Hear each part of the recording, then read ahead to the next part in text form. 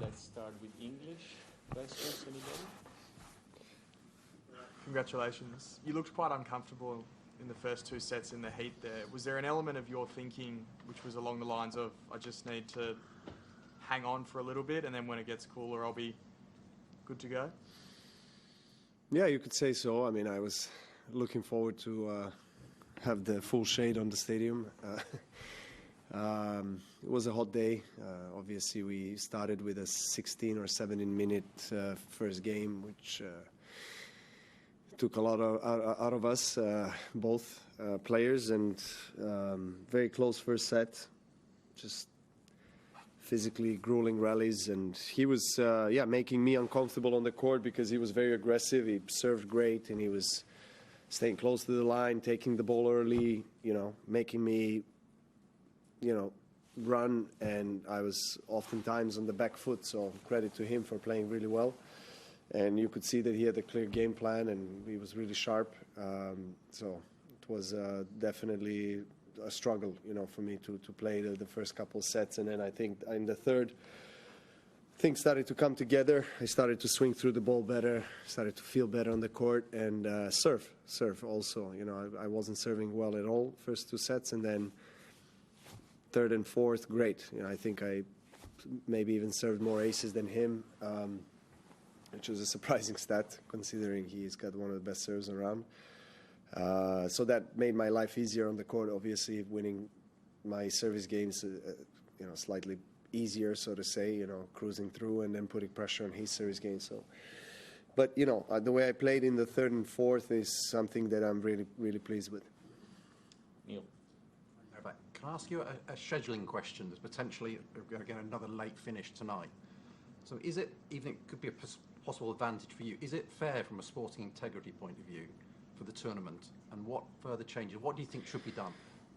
What kind of advantage will I have? I mean, we have 2 days, so it's not much of an advantage I see that I see there. I mean, we're playing semifinals on Friday, so plenty of time for whoever wins that match tonight to recover. Scheduling has become a hot topic, so to say. We talked about it, I think, a few matches ago. I talked about it on the press conference, and I couldn't give a really clear answer to that because, I mean, it's really up to Grand Slams and our respective tours to think about the ways to accommodate both male and female players in a proper way so we have no late finishes. I think ATP came up with this rule change, but that's on ATP Tour. Grand Slams are not part of the ATP Tour, so they have their separate rules and regulations that obviously are independent from our tours. And we know that there are 2 sessions, right? So if you are scheduling 2 matches starting at 12 with men playing best of 5, if it goes 3-4 hours, it takes for them, I think, 45 minutes to clean the stadium, bring in new fans for the night session. So it takes a lot of time. And Coco Gauff played a long match today. I played a very long match today, and then you have the night session starting 2 hours after they were scheduled, after the time they were scheduled. So not ideal, obviously not great also for Sinner and Rublev. I'm sure that they are not happy with the potential start of whatever. I don't know how the match of Sabalenka is going, but you never know. I mean, they could even start in midnight. So, we've seen in the past some late finishes, and I know for the crowds and for the tournament, in a way, it's kind of exciting to see a 4 a.m. finish, a 3 a.m. finish. I was part of some of those, but it's definitely not fun for us. The good thing about the quarterfinalist on the men's section is that we have 2 days. So I think that's plenty of time to get a good sleep and recover. But yeah, I get your point. Look,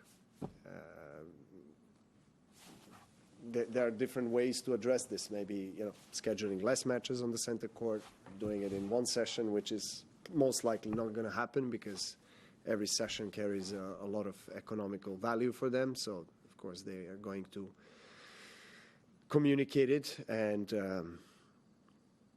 try to that way and try to get as many people for different sessions. And TV broadcasting there's a lot of elements that are in play. TV broadcasting is the one that pays a lot of money to the tournament and sponsors the tournament. So obviously, in the end of the day, they are the ones drawing the line and saying, we want to see this player at that session, or et cetera, et cetera. Even though, of course, Craig Tiley here, who's a great person, and I respect him a lot, and he's always trying to do his best for the players. He's a tournament director, and he's obviously trying always to communicate with players and take their opinions in consideration. But TV broadcasting channels have the biggest power. We know that, which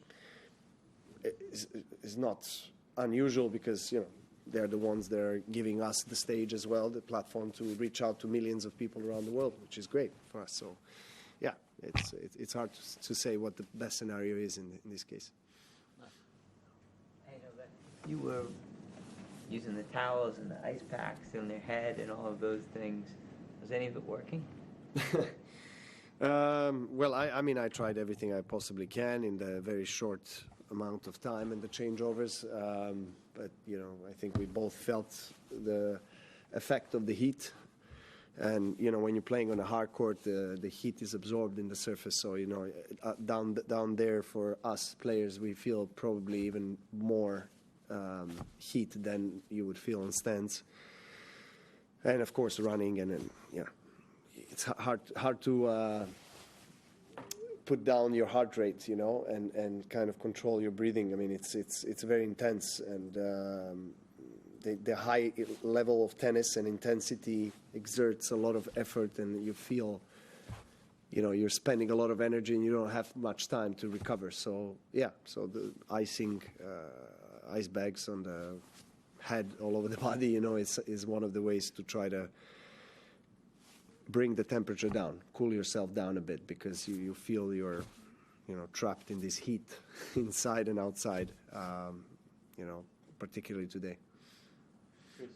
Can you enjoy a match like that when you're out there, or is it just hard, grinding work and the enjoyment comes in the satisfaction of having won? I actually said that to my team right after the match. I said that this match was not an enjoyable match for me at all. Of course, I'm proud to overcome the kind of challenge and obstacles, and I'm of course pleased to win, but it was not enjoyable at all. It was really suffering, a lot of suffering in every aspect. But you have days like that where you just have to accept it and face the circumstances and try to make the most out of it. And Novak, you achieved another milestone today. I'm not sure if you were aware of this, but 33 straight match wins at Melbourne Park, and that's a record that you shared now with Monica Seles. She did that back in the 90s.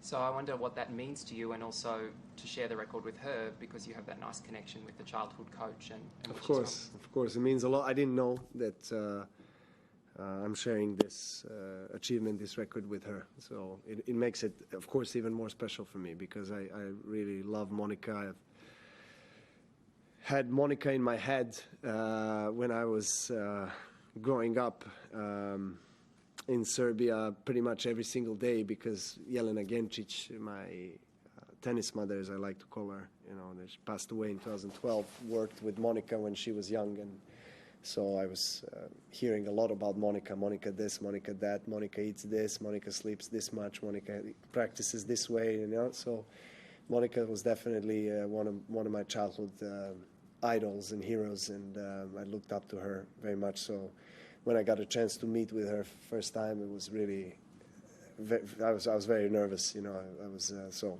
obviously she was she speaks our language because she was born in Serbia, but spent most of her life, as she's doing now, in United States. So I know that she had an incredible career, and particularly she played well in Australia.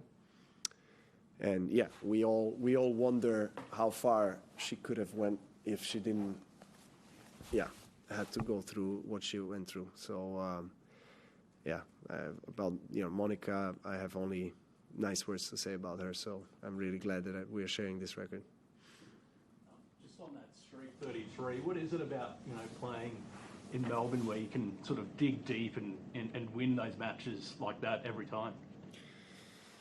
Well, I mean, if there is any tournament where I'm going to dig deep, it's the Grand Slam, right? And particularly here, where I'm aware of the streak that I'm on and the amount of matches that I have won in my career on the Red Lever Arena. So I don't want to let that go.